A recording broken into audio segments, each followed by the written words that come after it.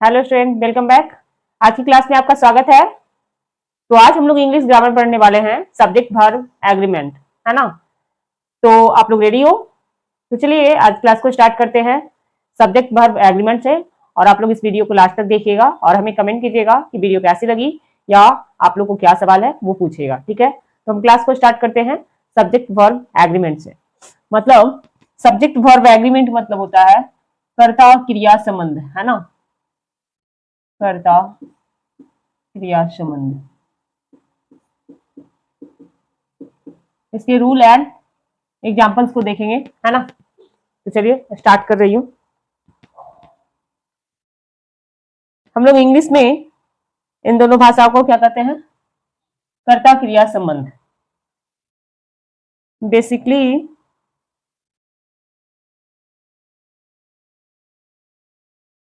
तो आप लोग ध्यान दीजिएगा, since subject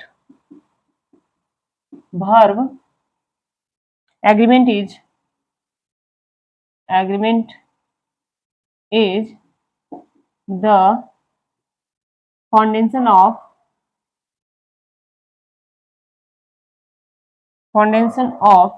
clear writing mastering its core mechanics prevents common grammatical error,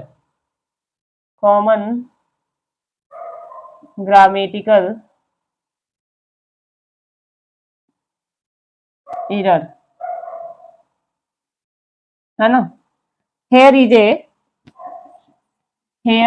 a definitive guide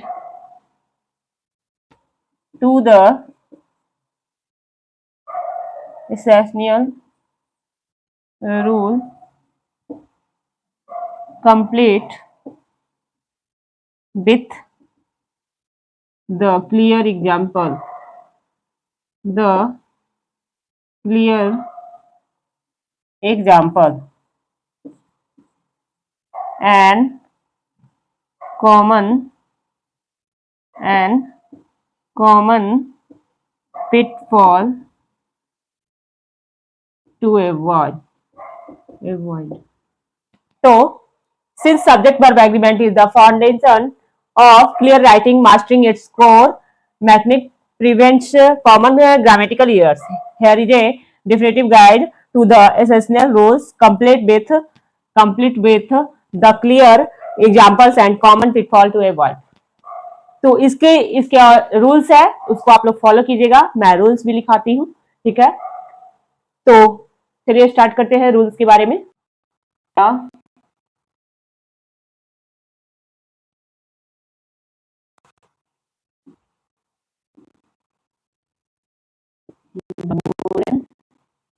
rules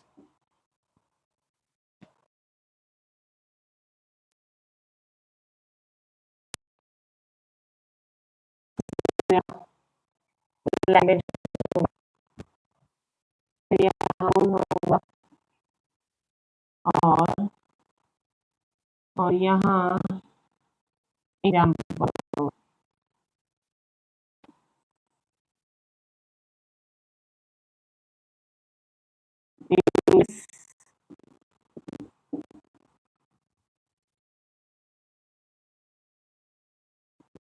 singular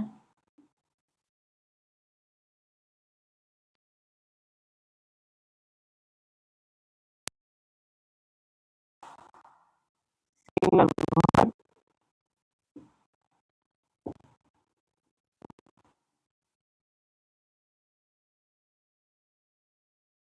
हाँ, जब सिंगुलर सब्जेक्ट हो सिंगुलर वर्ब होगा,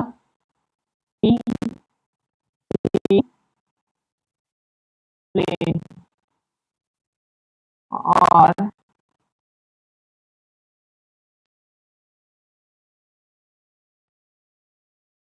सब्जेक्ट होगा तो प्लूरल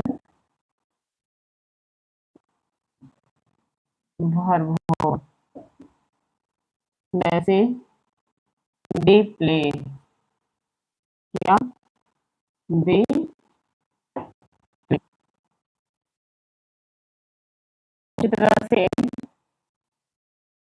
क्या हो गया लैंग्वेज इंग्लिश। अगर ये हिंदी रहा तब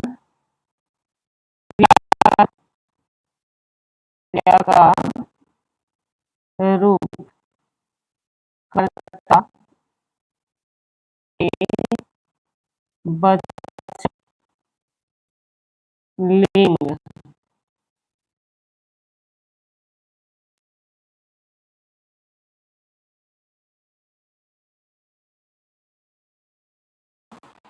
अनुसार बदला,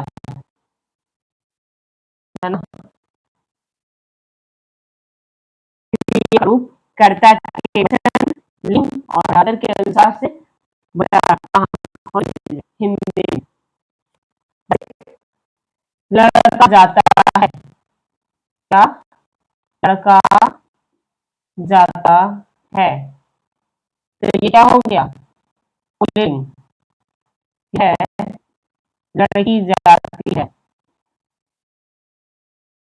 तो ये क्या हो गया स्त्रीलिंग, है ना। तो इसको ध्यान रखिएगा। चलिए तो अब हम आगे बढ़ते हैं। एट इम्पोर्टेंस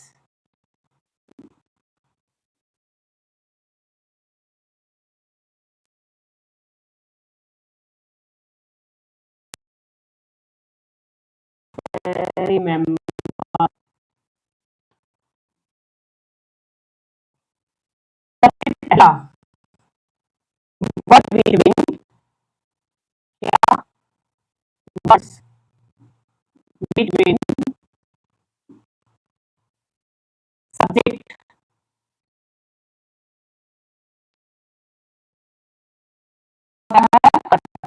and verb, है ना।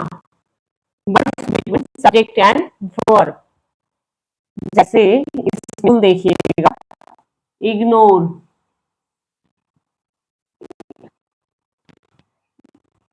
Ignore, ignore phrase that come between the subject and the verb, just like us, will us, या along with, या together with, या including।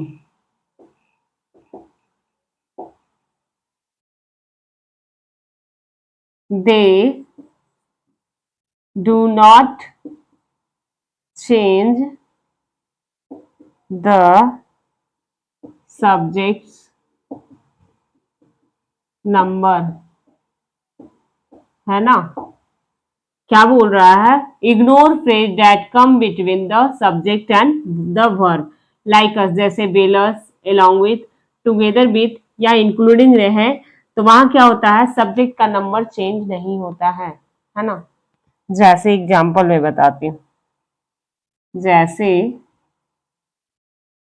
लिखा हुआ रहे क्वेश्चन आपका द कैप्टन, क्या the captain along with his crew member, है ना, his crew member are attained are a standard,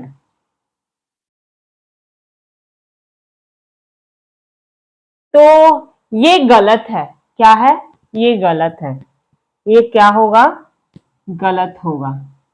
सही क्या है आपका, तो करेक्ट आपका होगा the captain, the captain along with his crew member, his crew member। यहां पर मेंबर्स नहीं, मेंबर्स तो होगा बट ये जो आर है वो नहीं होगा, समझे। सब्जेक्ट इसमें कौन सा है, तो इसमें है सब्जेक्ट, सब्जेक्ट इज कैप्टन। इसमें सब्जेक्ट आपका कौन है, कैप्टन, नॉट मेंबर्स। सब्जेक्ट इसमें आपका कौन है, द कैप्टन, है ना, क्या है, द कैप्टन। यहाँ पर ये मेंबर्स सब्जेक्ट नहीं है, तो इसीलिए उसी के आधार पर क्रिया का परिवर्तन होता है। क्रिया आपका उसी के आधार पर होगा, किसके आधार पर होगा, कैप्टन के आधार पर होगा, ना कि मेंबर्स के आधार पर होगा। आप इस लाइंस में ये आर लगा हुआ है, इसका मतलब ये रॉन्ग है। क्यों, क्योंकि वहां सब्जेक्ट किसको मान लिया गया, crew members, his crew members को, इसलिए ये आर लग गया। तो ये इस तरह से आपका रहेगा, तो मिस्टेक हो जाएगा, रॉन्ग हो जाएगा, यानी कि ये एरर है। सही आपका कौन सा है, यहाँ द कैप्टन के हिसाब से इज लगेगा। समझ में आई बात, मेंबर के हिसाब से नहीं, कैप्टन है यहाँ पर सब्जेक्ट, तो सब्जेक्ट के अनुसार से ही लगाएंगे। तो पहला रूल ये फॉलो करता है। समझ में आ गई बात। चलिए अब हम नेक्स्ट देखते हैं। तो पहला रूल तो आप लोग को समझ में आ गया। अब हम देखते हैं सेकेंड रूल। सेकेंड रूल क्या कहता है, सेकेंड है subject join by and. Second rule में ज्वाइन किया जाएगा एंड को, जैसे लिखिए, देखिए, व्हेन टू और मोर सब्जेक्ट, क्या, मोर सब्जेक्ट या टू सब्जेक्ट है, तो आर लाइक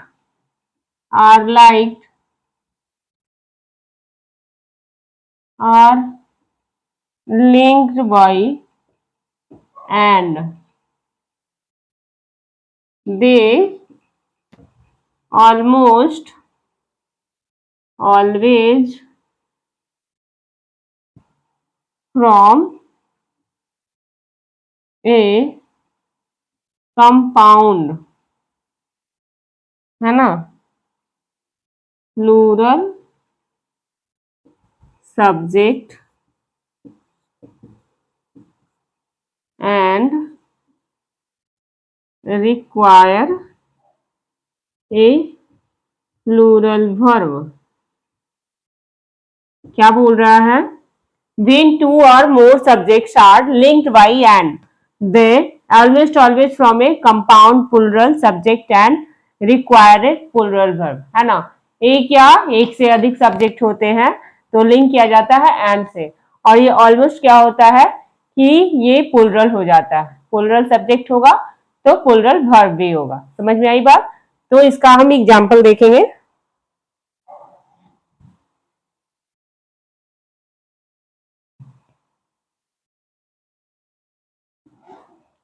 एग्जाम्पल है नैम and Sophia write article daily, है ना। फिर है एक्सेप्शनल में हो जाता है if the two parts, if the two parts join to create a single ideas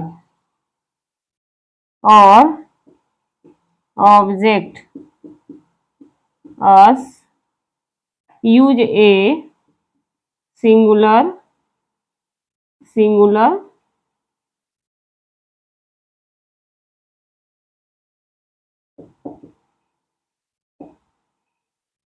verb, है ना। तो यहां पर एग्जाम्पल क्या हो जाएगा, bread and butter is my favourite breakfast. देखिए क्या बोल रहा है, when two more subjects are linked by and they almost always from a compound plural subject and require a plural verb। जब भी एक या दो एक सॉरी दो या दो से अधिक प्लुरल, दो या दो से अधिक सब्जेक्ट को हम लिंक करते हैं तो वहां क्या लगाते हैं, एंड लगाते हैं।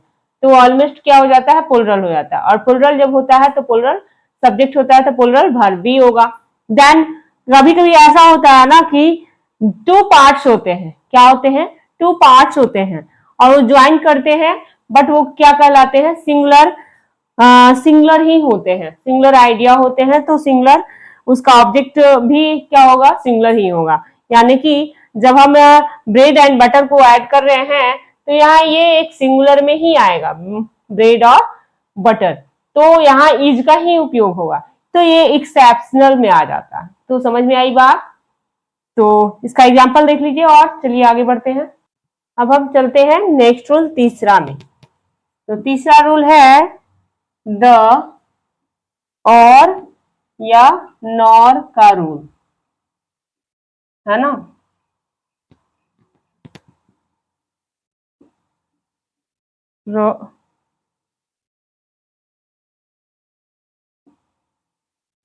प्रॉक्सिमिटी रूल, इसमें देखते हैं क्या बोल रहा है, वेन सब्जेक्ट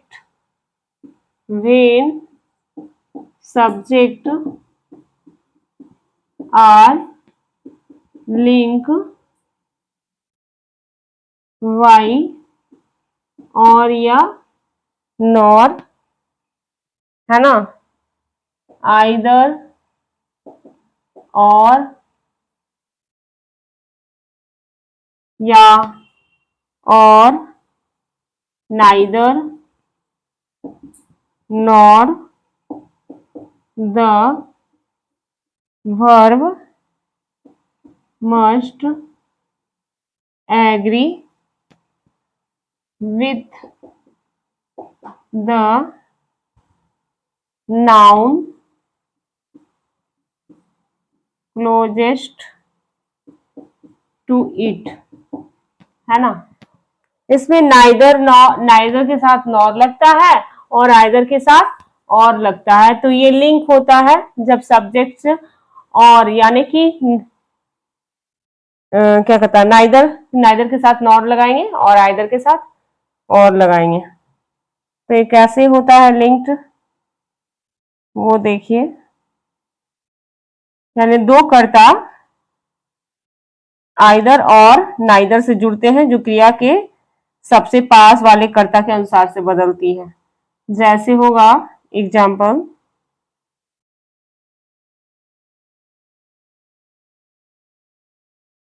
देखिए, neither the teacher nor the students. तो ये बदलती है किसके अनुसार से, जो क्रिया के सबसे पास होती है। यानी कि स्टूडेंट के हिसाब से यहाँ बदलेगा और स्टूडेंट के साथ में वर्ब लगेगा। अगर टीचर के हिसाब से बदलता तो यहाँ क्या लगता, इज लगता। बट यहाँ पर क्या बोल रहा है, ना तो अध्यापक ना ही छात्र यहाँ है।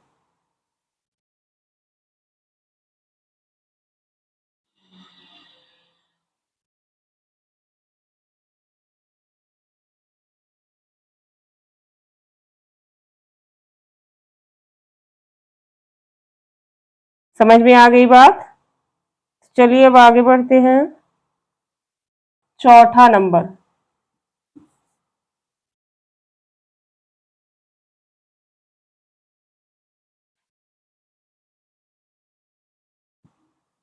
ये है कलेक्टिव, कलेक्टिव नाउन के हिसाब।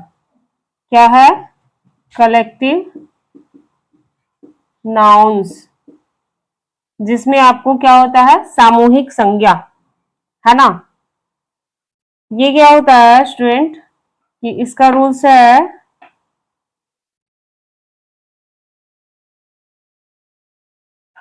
टीम, क्या? टीम, कमिटी, टीम या कमिटी या फैमिली, जो भी होते हैं, जैसे शब्दों में, जैसे शब्दों को एक को सिंगल सिंगल यूनिट माना जाता है, माना जाता है। इसीलिए यहाँ सिंगुलर वर्ब लगता है, सिंगुलर वर्ब लगता है। कलेक्टिव नाउन क्या होता है? एक सिंगल यूनिट माना जाता है। क्या माना जाता है? एक सिंगल यूनिट माना जाता है, इसीलिए वहां पर हम क्या लगाते हैं? सिंगुलर वर्ब ही लगाते हैं। तो चलिए इसका एग्जाम्पल देखेंगे। तो इसका एग्जाम्पल है the team is playing well, the team is playing well. Team में तो बहुत सारे लोग होते हैं, है ना, लेकिन हम वहां पर आर नहीं लिखेंगे। क्यों? क्योंकि ये सिंगल यूनिट माना जाता है, सो इसमें हम सिंगुलर वर्ब का यूज कर रहे हैं। फिर आते हैं नेक्स्ट, नेक्स्ट रूल के अंदर आते हैं।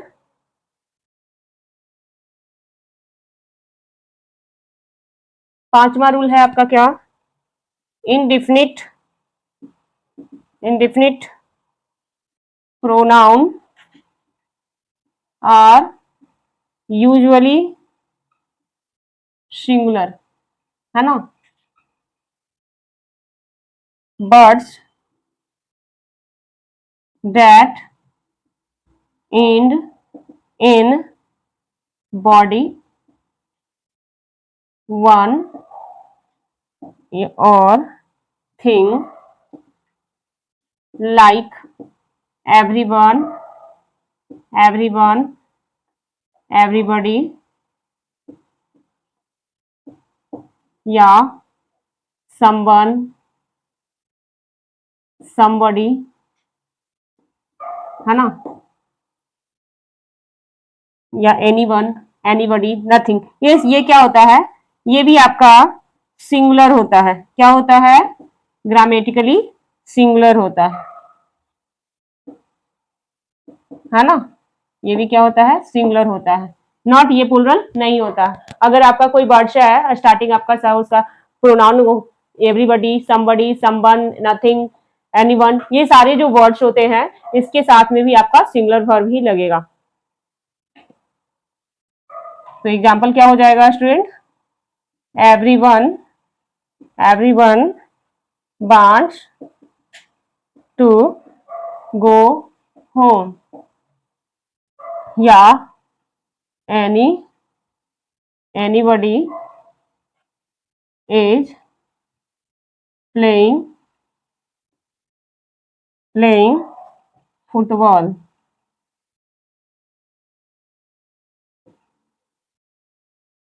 फुटबॉल, है ना। तो इस तरह से इसमें क्या लगेगा? सिंगुलर वर्ब ही लगेगा। समझ में आ गई बात? आपको ये भी infinitive sorry indefinite pronouns are usually singular, हमेशा क्या होता है? सिंगुलर होता है। तो एग्जाम्पल से आप लोगों को समझ में आ गया। चलिए अब आगे बढ़ते हैं। छठा रूल्स आप देख लीजिएगा। Inverted sentence, inverted, inverted sentence क्या है, तो देयर इज या देयर आर, है ना। इन सेंटेंस से starting with here, here or there, the true subject follow the verb, match the verb to that upcoming noun. Inverted sentence, there is या there are. In sentence starting with here or there, the true subjects follow the verb, match the verb to that upcoming noun. ये क्या बोल रहा है,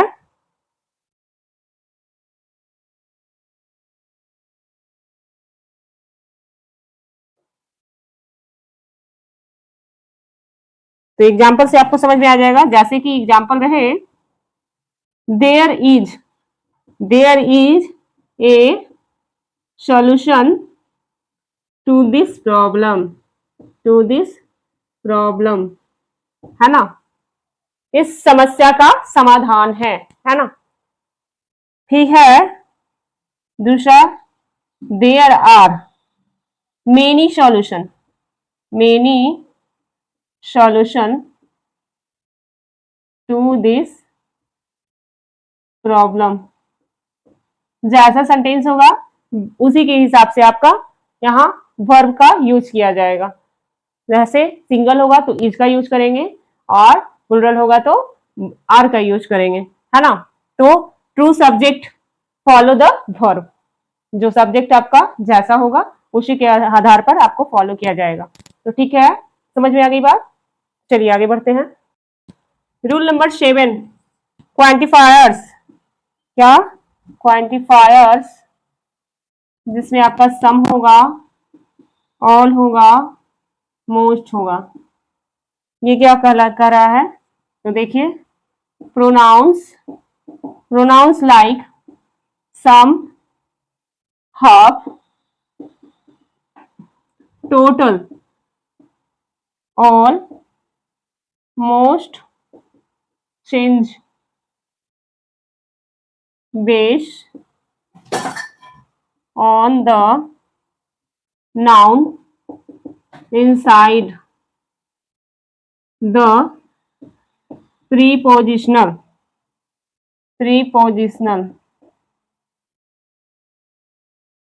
phrase that follow them।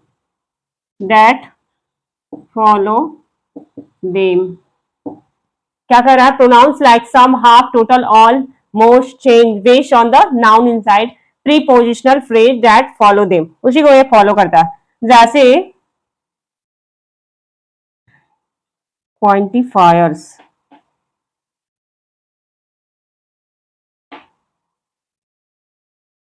ये मात्रा सूचक होता है। क्वांटिफायर्स का मतलब क्या होता है, मात्रा सूचक।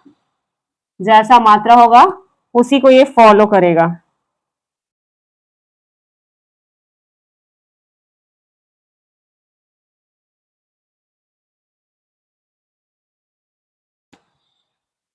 ये यहाँ पर जो सम, ऑल और मोस्ट है, क्या है, मात्रा ही है ना। तो मात्रा सूचक ये शब्द है और ये किसी वस्तु या व्यक्ति की संख्या का मात्रा को बताता है। तो यहाँ पर आपका क्या हो जाएगा, जैसे उदाहरण में देख लीजिएगा, ईच ऑफ द रूम, क्या, each of the room is clean. ये क्या बोल रहा है, हर एक कमरा साफ है ना, हर एक कमरा साफ है। तो यहाँ पर रूम के हिसाब से हो रहा है ना, सिंगुलर वर्ब है। उसी तरह से दूसरा उदाहरण रहे,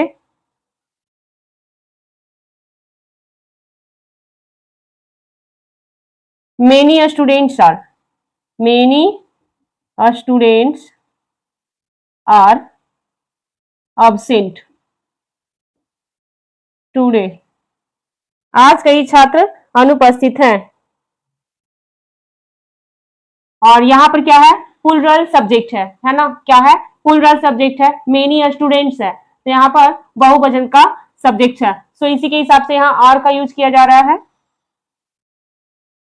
अब है जैसे कि और रहे most of the water, most of the water is dirty. ये क्या हो गया, मोस्ट का मतलब क्या है, ये जो है क्या है, पानी गिना नहीं जा सकता है ना, पानी को हम गिन नहीं सकते, ये अनकाउंटेबल नाउन में आता है। तो मोस्ट ऑफ द वाटर, अधिकांश पानी गंदा है, तो यहाँ पर क्या होगा, सिंगुलर वर्ब का यूज किया जा रहा है ना।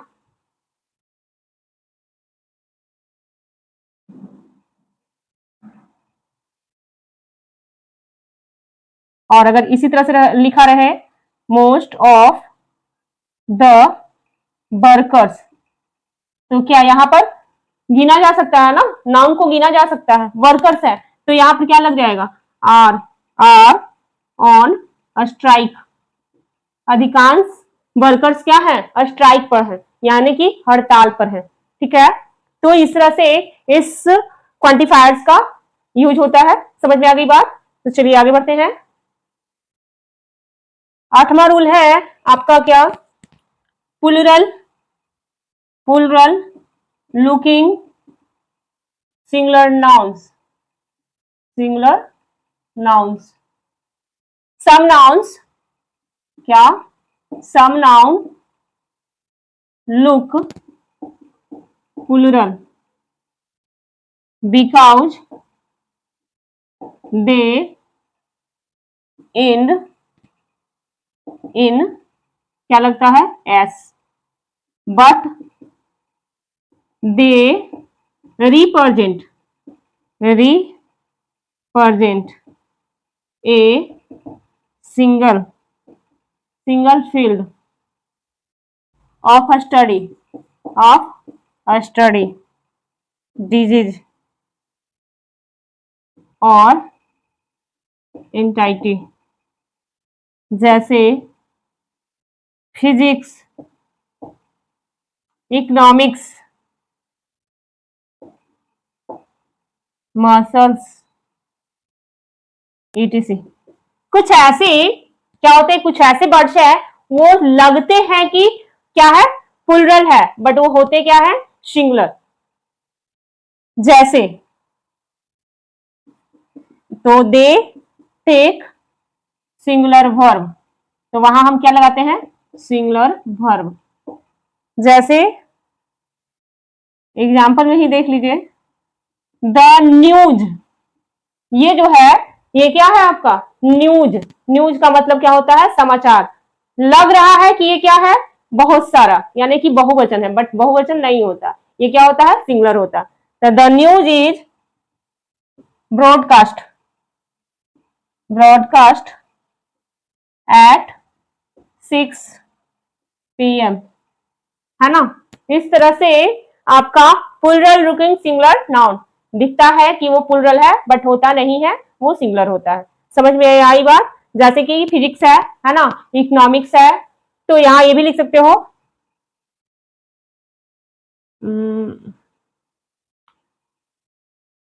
The physics is very interesting subject. तो यहां पर भी क्या हो गया, इज लगाना, क्यों, क्योंकि फिजिक्स क्या है, सिंगुलर है, ये सिंगुलर वर्ड है। समझ में आई बात, तो चलिए अब आगे बढ़ते हैं। आगे नहीं, ये आपका 8वां रूल था, और यही था आपका सब्जेक्ट वर्ब एग्रीमेंट का टोटल रूल्स विथ एग्जाम्पल। तो आप लोग को उम्मीद है कि समझ में आया होगा। अगर कोई प्रॉब्लम हो या कुछ सजेशन हो तो आप हमारे चैनल पर जाकर कमेंट कर सकते हैं और पूछ सकते हैं और बता सकते हैं। तो आप हमारे चैनल को सब्सक्राइब कीजिएगा, वीडियो को लाइक कीजिएगा और ज्यादा से ज्यादा शेयर कीजिएगा। तो हम मिलते हैं नेक्स्ट क्लास नेक्स्ट टॉपिक के साथ। अभी तक के लिए धन्यवाद।